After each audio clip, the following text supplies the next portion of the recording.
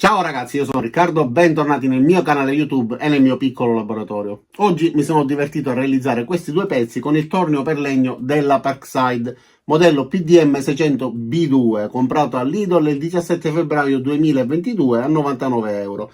È un tornio da hobbista, un tornio molto discusso, sul web si è parlato tantissimo di questo articolo. Io già possiedo un piccolo tornio, metterò un'inquadratura molto rapida durante una tornitura di piccoli pezzi. Con questo volevo fare un passo avanti, quindi avere delle dimensioni di lavoro un pochettino più grandi, degli spazi più abbondanti, però obiettivamente questo tornio ha tante pecche. Oggi vedremo quali sono, anche se mi ha permesso di realizzare questi pezzi, e vedremo appunto i pro e i contro, quindi mettiamolo sul bancone e osserviamolo da vicino.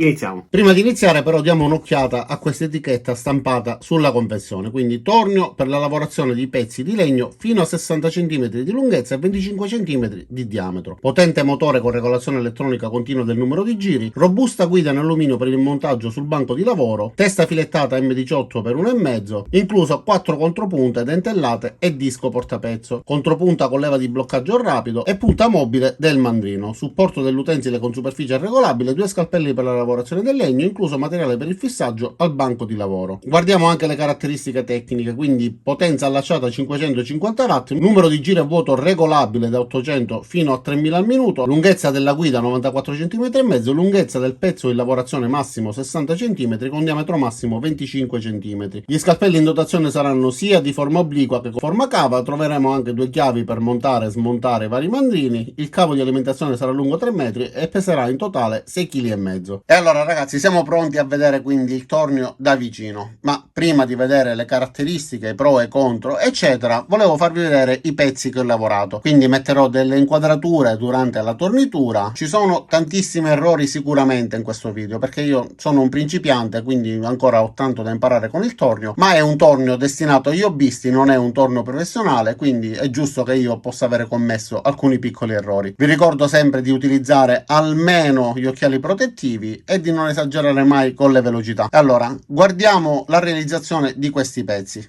Legno di Iroko e legno di abete.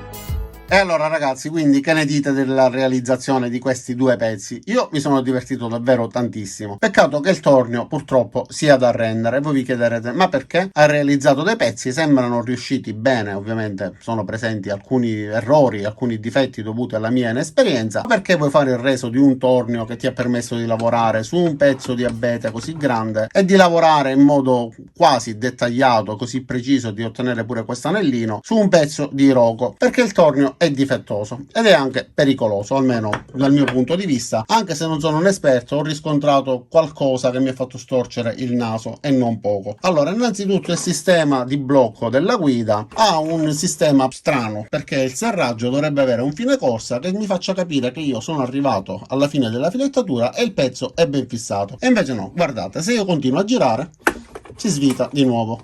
Quindi devo capire qual è la forza corretta. In questo modo per me non è molto stretto, perché basta poco e si svita. Quindi devo stringere ancora di più, ma nonostante tutto basta poco e si svita ancora. Quindi devo stringere con un pochettino di forza in più, che mi costringe ad andare oltre il limite massimo e quindi si svita nuovamente. Potrebbe essere un pezzo difettoso, possibilmente gli altri non sono così, ma io ho riscontrato questo problema. Un altro difetto riguarda questo pomello. Questo si svita addirittura con le vibrazioni. E in una situazione nella quale io stia lavorando, ad esempio, un pezzo così grande, soprattutto geometrico, durante la rotazione c'è il rischio che, se questo si muove e io con lo scalpello lo spinga, vada ad urtare e ruotare a velocità fino a 3000 giri al minuto. C'è il rischio che urtando questo venga proiettato possibilmente contro il mio volto e quindi mi faccia tantissimo male. Sicuramente comunque non è un'esperienza piacevole. Tra l'altro la base di appoggio, essendo in alluminio, è delicata e come vedete si segna tantissimo con questi gradini, e questo, secondo la mia umile impressione, comporta un movimento a scatti poi dello scalpello, perché se con il secondo utilizzo si è ridotto già in queste condizioni, dopo il 10° utilizzo possibilmente è pieno di avvallamenti e gradini, e quindi c'è il rischio che lo scalpello poi si muova a scatti, e questo sicuramente non è positivo. Guardate come si è ridotto e penso di aver fatto un utilizzo corretto, quello che avete visto dalle inquadrature. E intanto guardate come è ridotto, è tutto pieno di ammaccature. Quindi se avesse avuto una superficie un pochettino più resistente sarebbe stato meglio, ma soprattutto se non avesse avuto questo sistema che gli permette di svitarsi. E posso assicurarvi che ho stretto con forza, forse perché il pomellino comunque è piccolo, non permette di dare un serraggio energico. Fatto sta che comunque durante l'utilizzo si è svitato. Questo invece è il sistema di contropunta. Guardate, io adesso proverò a stringere il pezzo e notate che si sposta leggermente. La parte frontale è fissata su un cuscinetto, quindi girerà assieme al pezzo, questa è una cosa positiva. E questo invece è il sistema di controdado che ci permette di fissare per bene la contropunta ed evitare che si sviti con le vibrazioni. Almeno su questo posso dire che funziona. Però ha un altro difetto. Guardate, questo è il sistema che ci permette di stringere e di allentare il sistema che fa scorrere in avanti e indietro la contropunta. Però per quanto riguarda l'allentamento della vite, e posso garantirvi senza aver esagerato, ho applicato una forza giusta, quella che mi permettesse di mantenerlo fermo, adesso sgrana, quindi non si può più svitare.